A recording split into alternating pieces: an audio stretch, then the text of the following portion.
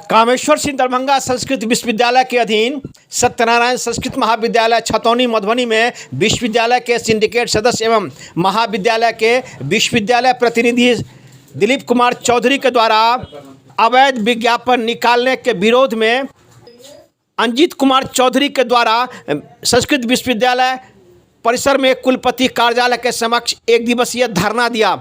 इन लोगों ने मांग की है कि वर्तमान में जो सिंडिकेट सदस्य हैं वो अपनी मनमानी करते हुए अवैध विज्ञापन निकाल के लोगों को बहाली कर रहे हैं। विश्वविद्यालय प्रशासन से हमारी मांग है कि इस विज्ञापन की जांच करके सही निर्णय करे। वहीं दूसरी तरफ संस्कृत विश्वविद्यालय के कुलपति डॉक्टर शशिनाथ झा ने कहा कि ये जांच का विषय है, जांच कर उचित कार्रवाई की जाएगी और विज्ञापन को रद्द कर दिया जाएगा।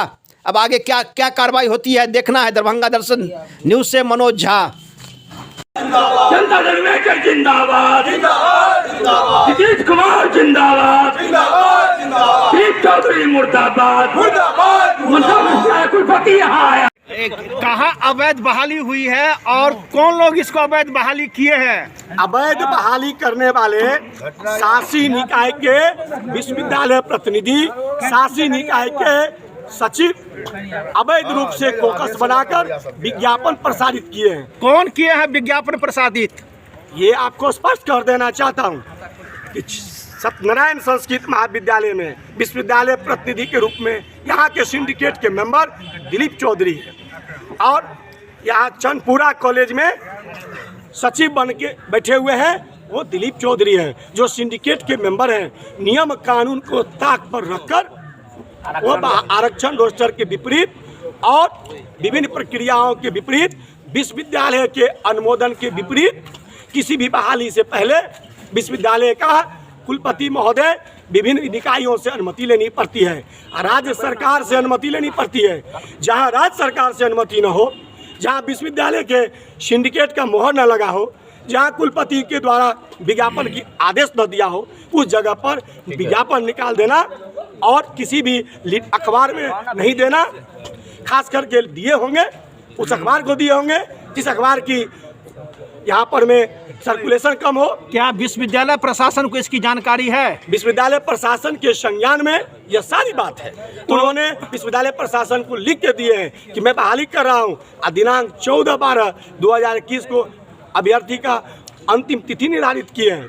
तो कल 14 है और वेब पोर्टल बंद है और वेब पोर्टल को आप भी सर्च कीजिएगा तो नहीं दिखेगा। तो क्या माना जाए इसको कि जो सिंडिकेट के सदस्य हैं संस्कृत विश्वविद्यालय के, वो विश्वविद्यालय और सरकार से ऊपर है? ये सिंडिकेट के मेंबर सरकार के तो हम भी हैं, हम धरना पर बैठे, सरकार के हम सदस्य हैं, पार्टी के, सरकार के लोग हैं, हमारे लोजपा के जिला अध्यक्ष है या यहाँ जितने भी पार्टी के लोग हैं, सरकार के लेन से अनियमितता के खिलाफ जीरो टॉलरेंस की नीति हमारे माननीय मुख्यमंत्री जी करना चाहते हैं।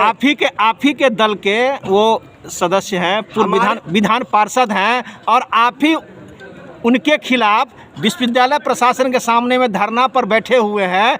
क्या माना जाए इसको? इसको यही माना जाए कि विश्वविद्यालय में जो भी गलत करेगा, जनता दल यूनाइटेड का सक्रिय साथी या अलायंस का सक्रिय साथी या लोकतांत्रिक व्यवस्था के सक्रिय साथी या संस्कृत शिक्षा प्रेमी जो भी होंगे इसका विरोध करेंगे। अब आगे क्या करो कि जदयू के करीब 2 दर्जन से ज़्यादा सदस्य यहाँ धरना पर बैठे हुए हैं और विश्वविद्यालय की जो व्यवस्था है उसके जो मेंबर हैं वो इनके मुताबिक कि अवैध विज्ञापन करके नियुक्ति कर रहे हैं। क्या कहेंगे, अब क्या जानकारी है? ये अवैध नियुक्ति, अवैध धंधा कौन कर रहा है ये आप भी जान रहे हैं, ये हम भी जान रहे हैं और ये किसी पार्टी का नहीं है।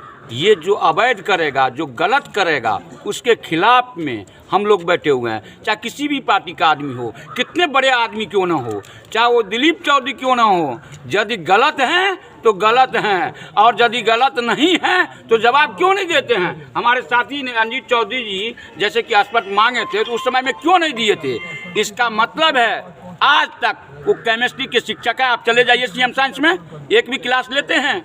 एक भी क्लास नहीं लेते हैं। जो शिक्षा का काम है पढ़ाना, वो लठेतगिरी करते हैं और उसी को विश्वविद्यालय प्रशासन, संस्कृत यूनिवर्सिटी के विश्वविद्यालय प्रशासन अपना प्रतिनिधि विभिन्न महाविद्यालयों में बना दी जाती है और उनका काम सिर्फ नियुक्ति में अवैध वसूली करना रह गई है।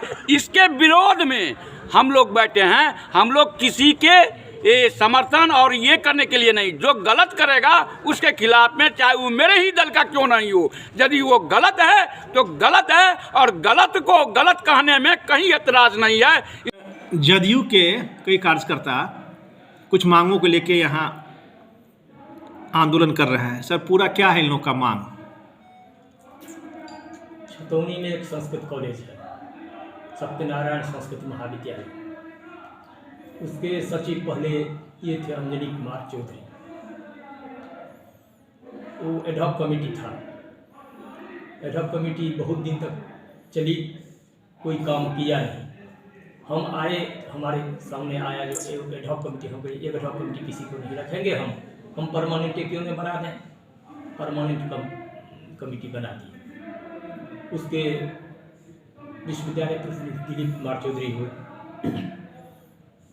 इनको इसी पर है जो हमको क्यों नहीं बनाया, और यदि वो एडहॉक कमेटी का काम पूरा नहीं हुआ तो हमको क्यों तोड़ा। तो तोड़ दिया। वकील से लिया परामर्श, क्या है ये वैध है कि नहीं है, तो दिया जो नहीं। जब टूट गया तो अब उसका कोई सवाल नहीं है, अब नहीं तो चल रहा है। उसके बाद वो दिलीप कुमार चौधरी ने मीटिंग किया, रेजोल्यूशन पास किया। वो सब अवैधानिक है, ये लोग कह रहे हैं। अब हम जांचेंगे कि अवैधानिक है क्या है। यही तो है कि कहते हैं उनको हटाइए, अविलंब हटाइए। प्रिंसिपल जो है वहाँ का, उसको हटाइए। सीधे तो हटा नहीं देंगे, जांच करेंगे। यही है। तो सर, इनकी जो नियुक्ति की गई, इन्होंने जो विज्ञापन निकाला है, क्या विश्वविद्यालय को इसकी जानकारी है? विश्वविद्यालय को पत्र मिला? कोई जानकारी नहीं। तो उस विज्ञापन को क्या माना जाए? विश्वविद्यालय क्या मानेगी? नहीं मानेगी उसको, नहीं मानेगी। उस विज्ञापन को तो फर्जी करा दी जाएगी। यहाँ से परमिशन लिया नहीं, फिर कर दिए।